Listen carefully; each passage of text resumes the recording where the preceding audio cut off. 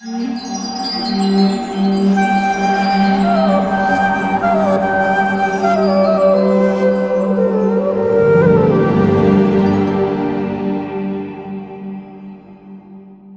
Krishna.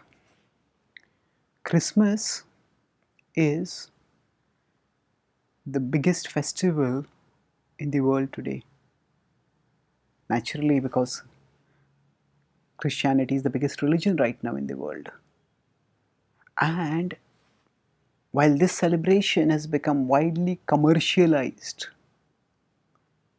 at its heart, it is a celebration that demonstrates the inclusive grace of God.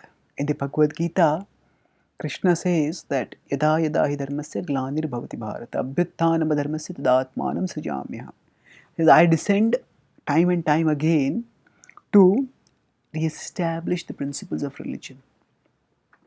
And the Gita commentators explain that this refers to not only God descending himself, but even he sending his representatives.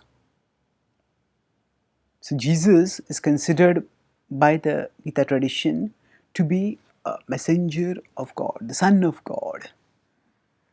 Of course, Christians consider him to be much more than the Son. They consider him to be the Son of Virgin Mary, so directly begotten by God.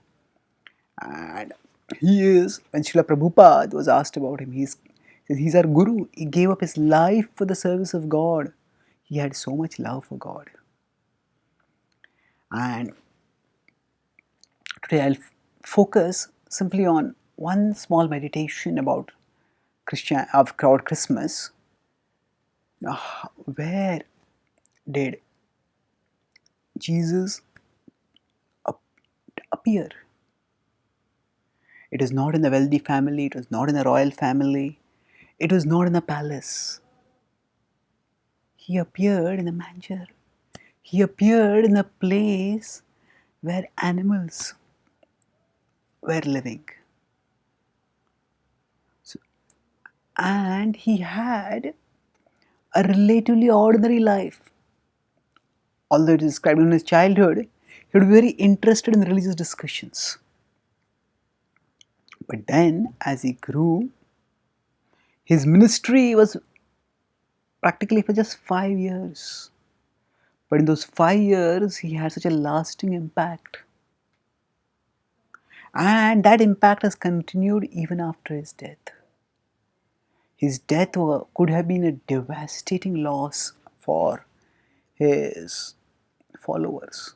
But the whole process of spirituality centers on devotional reinterpretation of events in this world.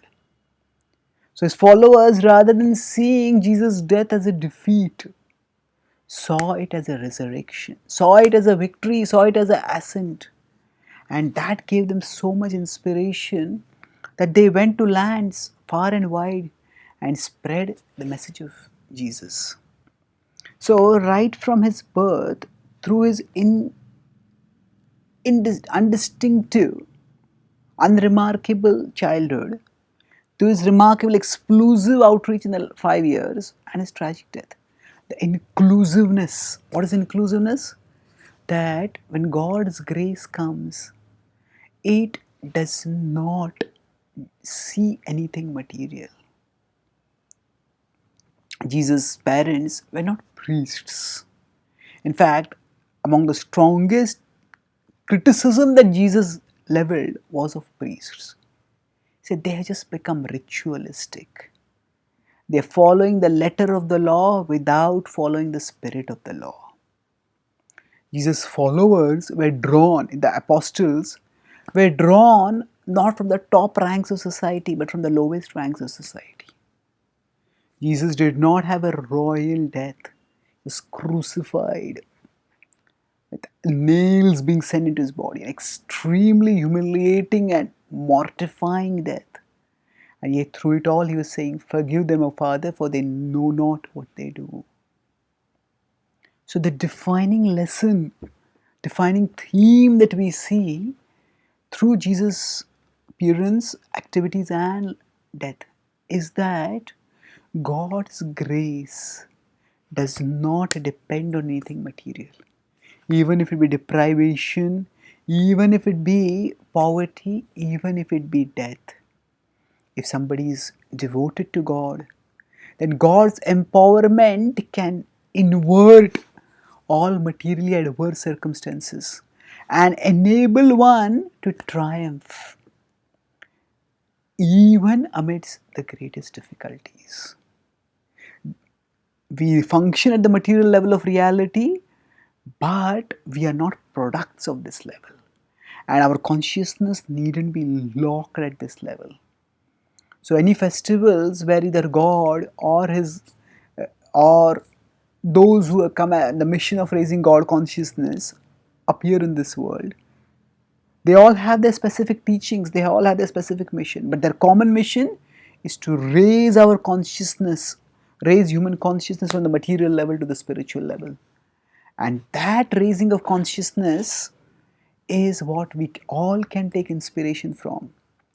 Without any sectarian consideration, whoever has set an example and given teachings of raising human consciousness, they can be our inspirations. We are not here to increase the ranks of one sectarian organization or religion. We are here to raise our own consciousness and inspire others to raise their consciousness.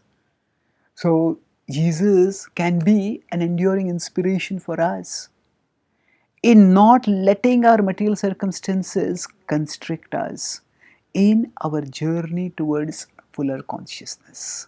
Thank you. Hare Krishna.